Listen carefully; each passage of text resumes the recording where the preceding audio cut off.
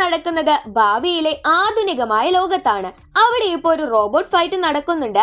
സാധാരണ ഈ ഫൈറ്റിലെ ജയിച്ച് പന്തയത്തിൽ നിന്ന് പൈസ കിട്ടാറുള്ളത് റപ്പായി ചേട്ടനാണ്. ഇന്നും അങ്ങനെ തന്നെയാണ്. അപ്പോഴാണ് നമ്മുടെ ഹീറോ ആയിട്ടുള്ള ഹീറോ, അവന്റെ പേരും അത് തന്നെയാണ്, അവൻ വന്ന് റപ്പായി ചേട്ടനെ വെല്ലുവിളിക്കുന്നത്. അവന്റെ കയ്യിൽ ഒരു കുട്ടി റോബോട്ടാണ് ഉള്ളത്. ഈ 14 വയസ്സുള്ള പീക്കിരി പയ്യനെ ഞാൻ എന്തിനു പേടിക്കണോ എന്ന് പറഞ്ഞ് റപ്പായി ചേട്ടൻ അവന്റെ വെല്ലുവിളി സ്വീകരിച്ചു. അങ്ങനെ ഇവന്റെ കുട്ടി റോബോട്ടും റപ്പായി ചേട്ടന്റെ വലിയ റോബോട്ടും ഫൈറ്റ് ചെയ്ത് അവന്റെ കുട്ടി റോബോട്ട് കാണുന്നത്ര നിസ്സാരമൊന്നും ആയിരുന്നില്ല. അങ്ങനെ ഹീറോ തന്നെ ആ മത്സരത്തിൽ ജയിക്കുകയാണ്. പന്തയത്തിന്റെ പൈസ മുഴുവൻ എടുത്തോണ്ട് പോകുന്ന നമ്മുടെ ഹീറോയുടെ അടുത്തേക്ക് റപ്പായി ചേട്ടൻ വന്ന് അങ്ങനെ അങ്ങ് പോയാലോ എന്ന് പറഞ്ഞ് അവനെ പിടിച്ചു വെക്കുന്നു. പെട്ടെന്ന് നമ്മുടെ ഹീറോയുടെ ചേട്ടനായുള്ള തദാഷി വന്ന് അവനെ രക്ഷിച്ചോണ്ട് പോകുമ്പോ ഹീറോയോട് പറയുന്നുണ്ട്, ഇങ്ങനത്തെ ചൂതുകളിയും പന്തയവും ഒന്നും നന്നല്ല കേട്ടോ എന്ന്. എന്നാ നമുക്ക് പൈസ കിട്ടിയില്ലേ എന്നാണ് ഹീറോ പറയുന്നത്. പൈസയൊക്കെ ആയിട്ട് ഇവർ ആരുടെ മുന്നിലേക്കാ പോയി പെടുന്നത്? പോലീസുകാരുടെ മുന്നിലേക്ക്. ഇപ്പോഴത്തെ പോലെയും അപ്പോഴും ഈ പന്തയവും ചൂതും ഒന്നും ശരിക്കും നല്ലതല്ലാത്ത കാര്യമാണ്. ലോക്കപ്പിൽ നിന്ന് നമ്മുടെ ഹീറോയെയും തദാഷിയെയും അവരുടെ ആന്റി പുറത്തോട്ട് ഇറക്കുകയാണ്. കാരണം ഇവര് അനാഥരാണ്. ആന്റിയുടെ കൂടെയാണ് ഇവർ താമസിക്കുന്നത്. ശേഷം തദാഷി ഹീറോയെ കൂട്ടിക്കൊണ്ട് നേരെ ഒരു ടെക് ഇൻസ്റ്റിറ്റ്യൂട്ടിലേക്കാണ് പോകുന്നത്. അവൻ അവിടെയാണ് റിസർച്ചും കാര്യങ്ങളും ഒക്കെ നടത്തുന്നത്.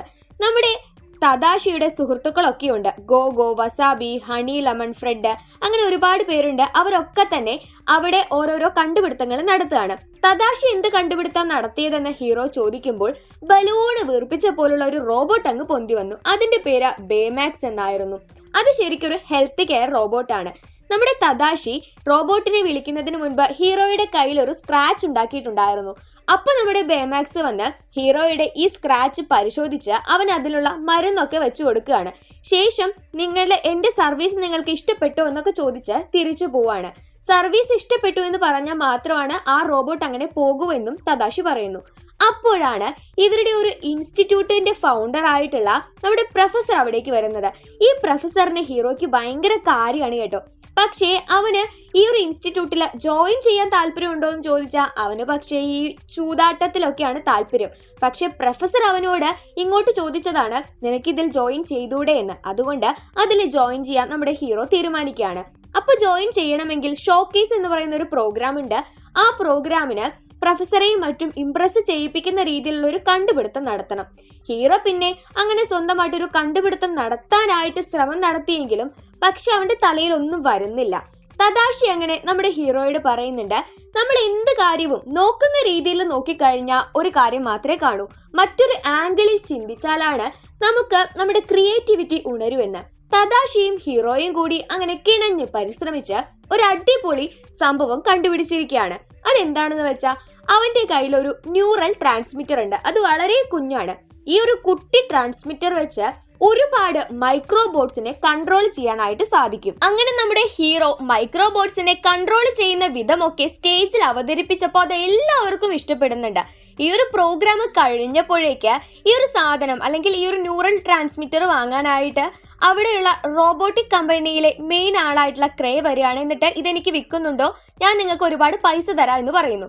അപ്പൊ തന്നെയാണ് ഈ പ്രൊഫസർ പറയുന്നത്, ഒന്നെങ്കിൽ നീ അത് വിൽക്കുക, അല്ലെങ്കിൽ നീ ഇത് വെച്ച് എന്റെ ഈ ഒരു ഇൻസ്റ്റിറ്റ്യൂട്ടിൽ ജോയിൻ ചെയ്യുക എന്ന്. ഹീറോ അതാണ് തീരുമാനിക്കുന്നത്. അങ്ങനെ നമ്മുടെ ഹീറോയും അവന്റെ ചേട്ടനും ഫ്രണ്ട്സും എല്ലാവരും കൂടി ഭയങ്കര എൻജോയിങ് ഒക്കെയാണ്. തദാഷി ഹീറോയെ ഒരുപാട് അഭിനന്ദിക്കുന്നുണ്ട്. കാരണം അവന്റെ ചേട്ടന് തദാഷിക്ക് ഒരുപാട് ഇഷ്ടമാണ് ഈ റോബോട്ടിക്സ്. അങ്ങനെ ഇരിക്കുമ്പോഴാണ് ഇവർ ഇപ്പൊ ഒരു പരിപാടി നടന്നൊരു സ്ഥലമല്ലേ അവിടെ കത്തിപ്പിടിച്ചത്. ഓടിപ്പോയിട്ട് തദാഷിയും ഹീറോയും അവിടേക്ക് നോക്കുമ്പോൾ ഇവരുടെ പ്രൊഫസർ അതിനകത്ത് അകപ്പെട്ടിട്ടുണ്ടെന്ന് അറിയാണ്.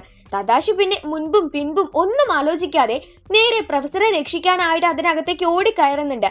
ഹീറോ അവനെ തടയാണ്. പക്ഷേ പ്രൊഫസർ എന്ന് പറയുമ്പോൾ നമ്മുടെ തദാഷിക്കും ഭയങ്കര ആരാധനയുള്ള ഒരാളാണ്. അങ്ങനെ തദാഷി അകത്തോട്ട് പോയി കുറച്ചു നേരം കഴിഞ്ഞപ്പോഴേക്ക് ഇവിടെ നിന്നൊരു സ്ഫോടനം ഉണ്ടാവുകയാണ്. തദാഷി പുറത്തോട്ട് വന്നിട്ടില്ല, പ്രൊഫസറും അകത്താണ്. അപ്പൊ നമുക്ക് ഊഹിക്കാലോ അല്ലെ. അങ്ങനെ തദാഷി നമ്മുടെ ഹീറോയെ വിട്ടുപിരിഞ്ഞു പോയിരിക്കുന്നു. ഒരുപാട് ദിവസങ്ങൾ കഴിഞ്ഞു. ഇപ്പോഴും നമ്മുടെ ഹീറോയ്ക്ക് ഇതിൽ നിന്ന് പുറത്തു വരാൻ പറ്റുന്നുണ്ടായിരുന്നില്ല. അവൻ ആകെ ഒറ്റപ്പെട്ട പോലാണ്. കാരണം ഒന്നാമത് ഇവർ രണ്ടുപേരും അനാഥരാണ്. അപ്പോൾ ആന്റി ഉണ്ടെങ്കിൽ കൂടിയും ഇവർ രണ്ടുപേരും എപ്പോഴും പരസ്പരം താങ്ങായിട്ടും തണലായിട്ടും കൂടെ ഉണ്ടായിരിക്കും. അപ്പൊ തദാഷി പെട്ടെന്ന് വിട്ടുപോയപ്പോ ഹീറോയ്ക്ക് അത് സഹിക്കാനേ പറ്റുന്നുണ്ടായിരുന്നില്ല. അങ്ങനെ ഒരു ദിവസം നമ്മുടെ ഹീറോയുടെ കയ്യിലുള്ള റോബോട്ടിന്റെ ഒരു പാർട്ട് അവന്റെ കാലിലോട്ട് വീണ് അവൻ നിലവിളിക്കുകയാണ്. അവന്റെ ഈ ഒരു ശബ്ദം കേട്ട് നമ്മുടെ ഹെൽത്ത് കെയർ റോബോട്ടായ ബേമാക്സ് ഓൺ ആയിട്ട് അവൻ അടുത്തോട്ട് വരുന്നുണ്ട്. തദാശി ഇല്ലാതായത് പിന്നെ ബേമാക്സിന്റെ കാര്യം ഹീറോയും കൂടെ നോക്കാറില്ല. അങ്ങനെ ബേമാക്സ് ഓൺ ആയപ്പോൾ ഹീറോ കുറച്ചു നേരം അവനുമായിട്ട് ചിലവഴിക്കുന്നുണ്ട്. അപ്പോഴാണ് അന്ന് സ്ഫോടനത്തിന് മുഴുവനായിട്ട് ഇല്ലാതായി എന്ന് കരുതിയിരുന്ന നമ്മുടെ ഹീറോ കണ്ടുപിടിച്ച ന്യൂറൽ ട്രാൻസ്മിറ്ററിന്റെ കൂടെയുള്ള മൈക്രോബോട്ടിലെ ഒരെണ്ണം ഇവന്റെ കയ്യിൽ കിട്ടുന്നത്. അത് നോക്കിക്കൊണ്ടിരിക്കുമ്പോൾ നമ്മുടെ ബേമാക്സ് ഒരു കാര്യം കണ്ടുപിടിച്ചു. ന്യൂറൽ ട്രാൻസ്മിറ്റർ ഉള്ളപ്പോൾ മാത്രമാണ് മൈക്രോബോട്ട്സ് അതുമായിട്ട് കണക്റ്റഡ് ആയിട്ട് അതിന്റെ ദിശയിലേക്ക് പോകുള്ളൂ. ഇപ്പോൾ ഇവന്റെ കയ്യിൽ കിടക്കുന്ന ഈ ഒരു മൈക്രോബോട്ട് ഏതോ ദിശയിലേക്ക് പോകുന്നു. ഹീറോ ആണെങ്കിൽ ബേമാക്സിനെ ഇവിടെ നിന്ന് പറഞ്ഞയക്കാൻ വേണ്ടി നീ എന്നാ അതിന്റെ ലൊക്കേഷൻ നോക്കിക്കോ എന്ന് പറയുമ്പോൾ ബേമാക്സ് താഴെ ഇറങ്ങി പോവുകയാണ്. അതിന്റെ പിന്നാലെയായിട്ട് ഹീറോയും പോകുന്നുണ്ട്. കാരണം ആ ഒരു ന്യൂറൽ ട്രാൻസ്മിറ്റർ ഇപ്പോഴും വർക്കിംഗ് ആണ് എന്നതാണ് അതിനർത്ഥം. ഇവരങ്ങനെ മൈക്രോബോട്ടിന്റെ ലൊക്കേഷൻ ഒക്കെ നോക്കിയിട്ട് പോർട്ട്, അതായത് തുറമുഖം ഭാഗത്തുള്ള ഒരു ചെറിയ ലൊക്കേഷനിലേക്കാണ് എത്തുന്നത്. അതിനകത്തേക്ക് കയറി പറ്റാനായിട്ട് നമ്മുടെ ബേമാക്സും ഹീറോയും കുറച്ച് കഷ്ടപ്പെടുന്നുണ്ട്. അവിടെ നിന്ന് ഇവർക്ക് തന്റെ ന്യൂറൽ ട്രാൻസ്മിറ്റർ വർക്കിംഗ് ആണെന്നും ബാക്കി മൈക്രോബോട്ടുകളും അവിടെ ഉണ്ടെന്നും മനസ്സിലാവുകയാണ്. അത് വർക്ക് ചെയ്യിപ്പിച്ചുകൊണ്ടിരുന്നത് ഒരു മുഖംമൂടിധാരിയായിട്ടുള്ള ആളായിരുന്നു. അയാൾ ഇവരെ കാണുന്നതിന് മുൻപായിട്ട് ഹീറോയും ബേമാക്സും അവിടെ നിന്ന് പുറത്തു കടക്കുകയാണ്. അങ്ങനെ നമ്മുടെ ഹീറോയ്ക്ക് മൈൻഡിൽ ഒരു കാര്യം വരികയാണ്. കാരണം ഇവന്റെ ഒരു ന്യൂറൽ ട്രാൻസ്മിറ്റർ എടുക്കാൻ വേണ്ടിയിട്ട് മനഃപൂർവ്വം ആരോ ഉണ്ടാക്കിയിട്ടുള്ള ഒരു അപകടമായിരുന്നു അന്ന് ആ ഓഡിറ്റോറിയത്തിൽ നടന്നിട്ടുണ്ടായിരുന്നത്. അപ്പോഴേക്ക് ബേമാക്സിന്റെ ചാർജ് കഴിയാണ്. അപ്പൊ തന്റെ ചേട്ടനില്ലാതാവാൻ കാരണക്കാരനായിട്ട് ഒരാളുണ്ടെന്ന് നമ്മുടെ ഹീറോയ്ക്ക് മനസ്സിലാവുകയാണ്. അവൻ അത്രയ്ക്കധികം തദാശിയെ സ്നേഹിക്കുന്നുണ്ടായിരുന്നു. അപ്പൊ അതിന് കാരണമായത് ആരാണോ അവരോട് പ്രതികാരം ചെയ്യണം എന്നുള്ളൊരു ബോധ്യം നമ്മുടെ ഹീറോയ്ക്ക് വരികയാണ്. അതിന് വേണ്ടിയിട്ട് ബേമാക്സിന്റെ സഹായം കൂടി വേണം. ബേമാക്സിനെ ഇങ്ങനെ കൊണ്ടുപോയാൽ പറ്റില്ല, അവനെ കുറച്ചുകൂടി അപ്ഡേറ്റഡ് ആക്കണം. അങ്ങനെ നമ്മുടെ ഹീറോ ബേമാക്സിന് വേണ്ടിയിട്ട് നല്ലൊരു സൂപ്പർ സ്യൂട്ടും കാര്യങ്ങളും ഒക്കെ റെഡിയാക്കിക്കുകയാണ്. അതിനുശേഷം ബേമാക്സിനെ കൊണ്ട് ഒരുപാട് ആക്ഷനും കാര്യങ്ങളും ഒക്കെ പഠിപ്പിക്കുന്നുണ്ട്. ശേഷം വീണ്ടും ഈ ഒരു മൈക്രോബോട്ടിന്റെ ലൊക്കേഷൻ നോക്കിയിട്ട് ബേമാക്സും ഹീറോയും കൂടി അതേ സീപോർട്ടുള്ള സ്ഥലത്തേക്ക് വരികയാണ്. എന്നിട്ട് ആരാണ് ആ ന്യൂറൽ ട്രാൻസ്മിറ്റർ വർക്ക് ചെയ്യിപ്പിക്കുന്നതെന്ന് നോക്കുന്നുണ്ട്. അതിനകത്തേക്ക് പോയപ്പോൾ ഇന്ന് അവർ പ്രത്യേകിച്ച് ഒന്നും കണ്ടില്ല. പിന്നെ നമ്മുടെ ഹീറോ തദാശിയുടെ ഫ്രണ്ട്സ് ആയിട്ടുള്ള ഗോഗോയെയും വസാബിയെയും ഹണി ലെമണിനെയും ഫ്രെഡിനെയും ഒക്കെ അവിടേക്ക് വിളിച്ചു വരുത്തിയിട്ടുണ്ടായിരുന്നു. കാരണം അവർക്കും തദാശി ഇല്ലാതായതുകൊണ്ട് വലിയ സങ്കടമാണ്. അങ്ങനെ ഇവർ ആ പോർട്ടിന് വെളിയിൽ വന്നപ്പോഴാണ് ഈ മൈക്രോബോട്ടിന്റെ ലൊക്കേഷൻ കറക്റ്റ് ആവുന്നത്. അപ്പോഴേക്ക് ഫ്രണ്ട്സും എല്ലാവരും കൂടി അവിടേക്ക് വരുന്നുണ്ട്. അങ്ങനെ ഇവരെല്ലാവരും ആ മുഖംമൂടിധാരിയായിട്ടുള്ള ആളെ കാണുകയാണ്. ശേഷം ഇവരെല്ലാവരും ചേർന്നിട്ടുള്ള ഒരു കലക്കം ഫൈറ്റ് ആണ് കാണുന്നത്. ബേമാക്സിനെ കൊണ്ട് തന്നെ ഇവർക്ക് കുറെ അധികം ആക്ഷൻസും കാര്യങ്ങളും ഒക്കെ സ്കിപ്പ് ചെയ്യേണ്ടതായിട്ട് വരുന്നുണ്ട്. കാരണം ബേമാക്സ് നല്ല അടിപൊളിയായിട്ട് ആക്ഷനും കാര്യങ്ങളും ഒക്കെ പഠിച്ചിട്ടുണ്ടായിരുന്നു.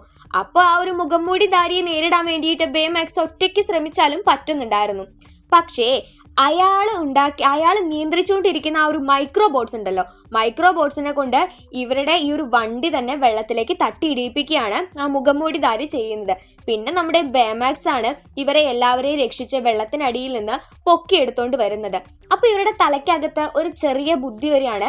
കാരണം ആ ഒരു ന്യൂറൽ ട്രാൻസ്മിറ്റർ അന്ന് ആവശ്യപ്പെട്ടത് ക്രേ ആയിരുന്നു. ക്രേ എന്ന് പറയുന്നത് നമ്മൾ നേരത്തെ കണ്ടതാണ്, പൈസയൊക്കെ ഇവർക്ക് ഓഫർ ചെയ്തിട്ടുണ്ടായിരുന്ന ആള്. അപ്പൊ അയാൾ തന്നെ ആയിരിക്കും ഇതെന്നാണ് നമ്മുടെ ഹീറോ അനുമാനിക്കുന്നത്.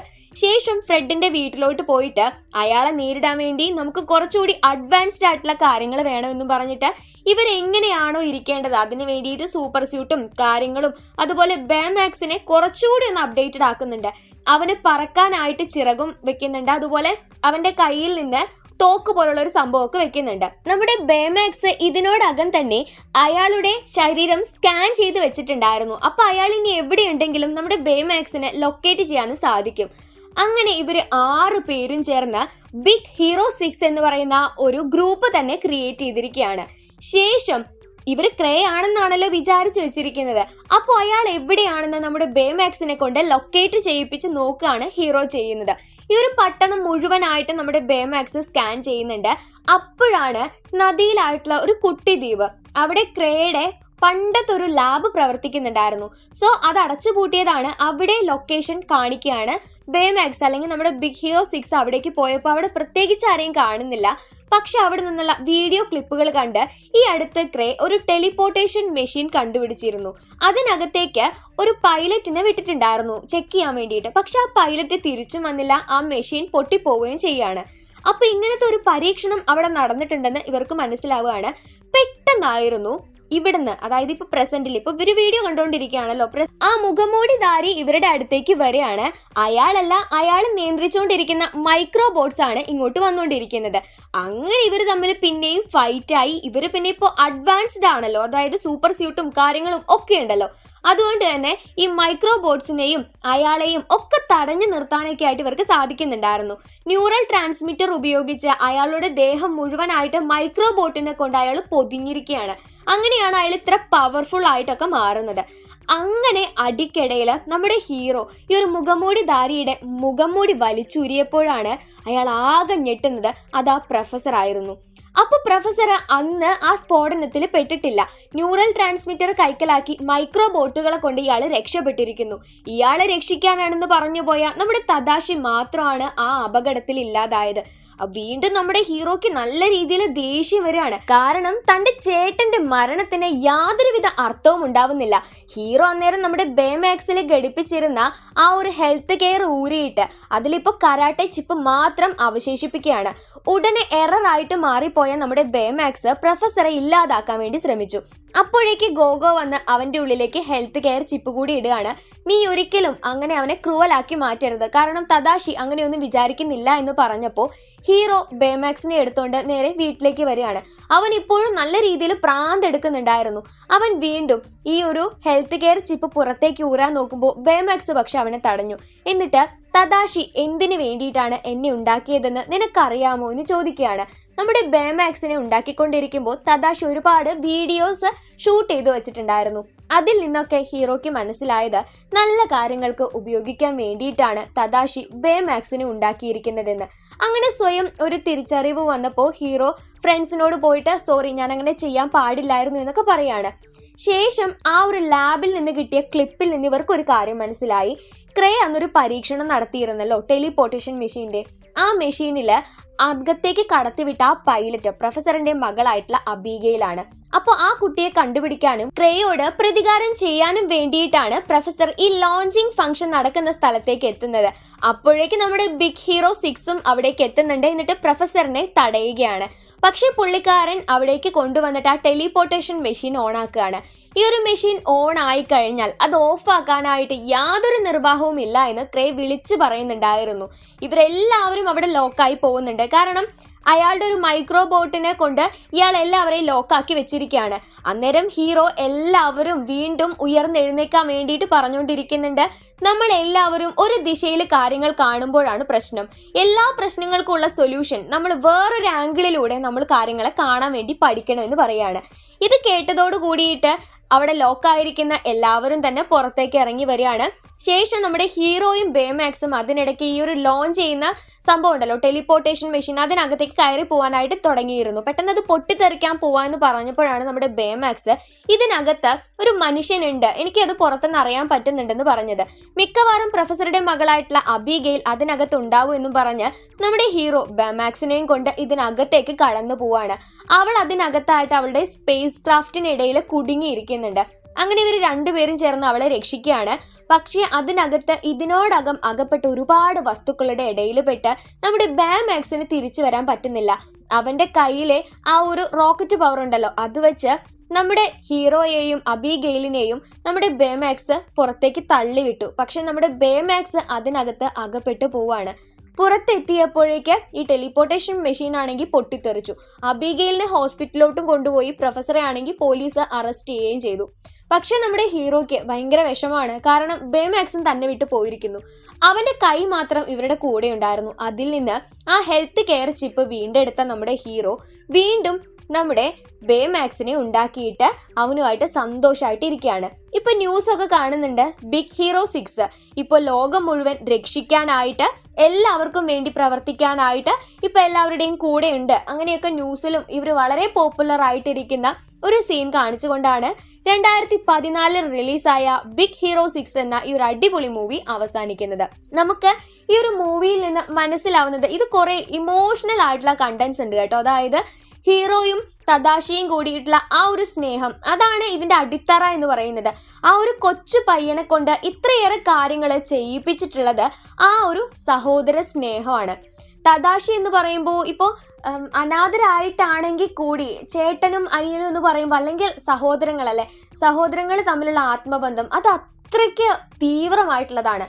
നമ്മൾ അടുത്ത് കാണുമ്പോൾ നമ്മുടെ സിബ്ലിങ്സുമായിട്ട് അടി കൂടുമായിരിക്കും, പക്ഷേ അവരെ ഒരു ദിവസത്തിന് മുകളിൽ നമ്മൾ കാണാതിരിക്കുമ്പോൾ നമുക്ക് ഭയങ്കര വിഷമായി പോവും.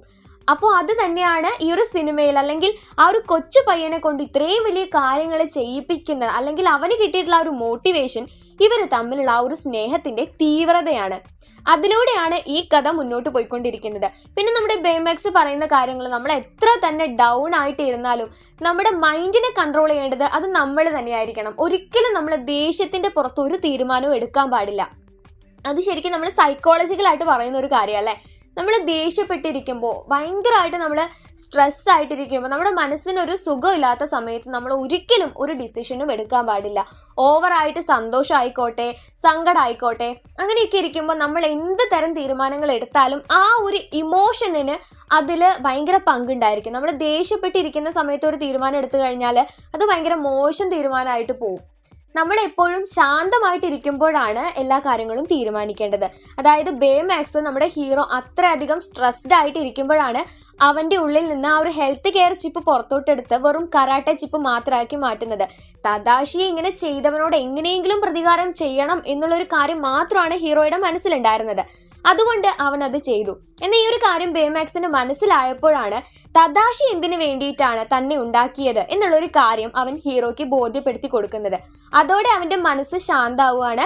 എങ്ങനെയാണ് തദാഷിയെ ഈ ഒരു രീതിയിലാക്കിയത്, അവനോടുള്ള പ്രതികാരം എങ്ങനെ ചെയ്യണം എന്നുള്ളൊരു തക്കതായിട്ടുള്ള ഒരു വിഷൻ നമ്മുടെ ഹീറോയ്ക്ക് കിട്ടുന്നതും ഇതിലൂടെയാണ്. അപ്പൊ നിങ്ങൾ എല്ലാവരും ശ്രദ്ധിക്കേണ്ട ഒരു കാര്യമാണ്, നമുക്ക് എല്ലാവർക്കും ഇമോഷണൽ ഒക്കെ ഉള്ളതാണ്. അപ്പോൾ ആ ഈ ഒരു ഇമോഷൻ നമ്മളെ കൺട്രോൾ ചെയ്യുന്ന ആ സമയത്ത് നമ്മൾ ഒരിക്കലും ഒരു തീരുമാനങ്ങളും എടുക്കാതിരിക്കുക. അത് അട്ടേർലി ഫ്ലോപ്പായി പോവുള്ളൂ. ഇമോഷൻ എന്ന് പറയുമ്പോൾ വെറും സങ്കടവും ദേഷ്യവും മാത്രമല്ല, നമ്മൾ ഓവറായിട്ട് സന്തോഷത്തോടെ ഇരിക്കുന്ന സമയം, നമ്മൾ എക്സൈറ്റ്മെന്റിൽ ഇരിക്കുന്ന സമയം, നമ്മുടെ സങ്കടം, ദേഷ്യം, അങ്ങനെ എല്ലാ തരത്തിലുള്ള വികാരങ്ങളിലും നമ്മൾ ഓവറായിട്ട് ഇരിക്കുന്ന സമയത്ത് ഒരിക്കലും നമ്മൾ യാതൊരു വിധത്തിലുള്ള തീരുമാനങ്ങളും എടുക്കാതിരിക്കുക കേട്ടോ. അപ്പൊ ഇന്നത്തെ ഈ ഒരു വീഡിയോ എല്ലാ കൂട്ടുകാർക്കും ഇഷ്ടപ്പെട്ടു എന്ന് വിചാരിക്കുകയാണ്. ഇഷ്ടപ്പെട്ടു കഴിഞ്ഞാൽ എന്ത് ചെയ്യണം? ലൈക്ക് ചെയ്യണേ. ലൈക്ക് ചെയ്യാനായിട്ട് വിട്ടുപോകരുത്. കാരണം നിങ്ങളുടെ ലൈക്കുകളുടെ കൗണ്ട് നോക്കിയിട്ടാണ് നിങ്ങൾക്ക് ഈ കണ്ടന്റ് ഇഷ്ടപ്പെട്ടോ ഇല്ലയോ എന്നൊക്കെ മനസ്സിലാവുള്ളൂ. അങ്ങനെയാണെങ്കിൽ മാത്രമല്ല നമുക്ക് ഇത്തരത്തിലുള്ള കണ്ടന്റുകൾ ഇനി സെലക്ട് ചെയ്യണോ വേണ്ടയോ എന്ന് മനസ്സിലാവുള്ളൂ. പിന്നെ വീഡിയോയെ കുറിച്ചുള്ള അഭിപ്രായങ്ങളും നിങ്ങളുടെ നിർദ്ദേശങ്ങളും ഏറ്റവും കാര്യമായിട്ട് നിങ്ങളുടെ സജഷൻസും നമ്മളോട് കമന്റ് ബോക്സിലൂടെ ഷെയർ ചെയ്യാനായിട്ട് മറക്കരുത്. നിങ്ങൾക്ക് എന്തൊക്കെയാണോ നീഡുകൾ അതിനനുസരിച്ച് നിങ്ങളുടെ സജഷൻസ് കിട്ടിയാൽ മാത്രമാണ് എന്തെങ്കിലും മാറ്റങ്ങളും കാര്യങ്ങളും ഒക്കെ വരുത്താനുണ്ടെങ്കിൽ നമുക്കത് സാധ്യമാവുള്ളൂ. പിന്നെ നമ്മുടെ ചാനൽ നിങ്ങൾക്ക് ഇഷ്ടമാണെങ്കിൽ, ഇതിലെ വീഡിയോസ് കാണാൻ ഇനിയും താല്പര്യമുണ്ടെങ്കിൽ ദയവായിട്ട് നമ്മുടെ ചാനൽ സബ്സ്ക്രൈബ് ചെയ്ത് വെക്കുന്ന കാര്യം ഒന്ന് പരിഗണിച്ചേക്കുക. തൊട്ടടുത്ത് കാണുന്ന ബെല്ലൈക്കൺ കൂടി എനബിൾ ചെയ്തിടുവാണെങ്കിൽ നമ്മുടെ വീഡിയോസിന്റെ നോട്ടിഫിക്കേഷൻസ് ഒക്കെ നിങ്ങൾക്ക് മുടങ്ങാതെ ലഭിക്കുന്നതാണ്. ഇതൊക്കെ നിങ്ങൾക്ക് അറിയുന്നതായിരിക്കുമല്ലോ, എന്നാലും നമ്മളൊന്ന് ഓർമ്മിപ്പിച്ചതാണ്. അപ്പോൾ ഇനിയും ചാനൽ സബ്സ്ക്രൈബ് ചെയ്യാതെ വീഡിയോ കാണുന്നവരുണ്ടെങ്കിൽ ചാനൽ ഒന്ന് സബ്സ്ക്രൈബ് ചെയ്യൂ കേട്ടോ. അപ്പോൾ ഇന്ന് നമുക്ക് അടുത്തൊരു വീഡിയോ ആയിട്ട് വീണ്ടും കാണാം. അതുവരേക്കും ബൈ.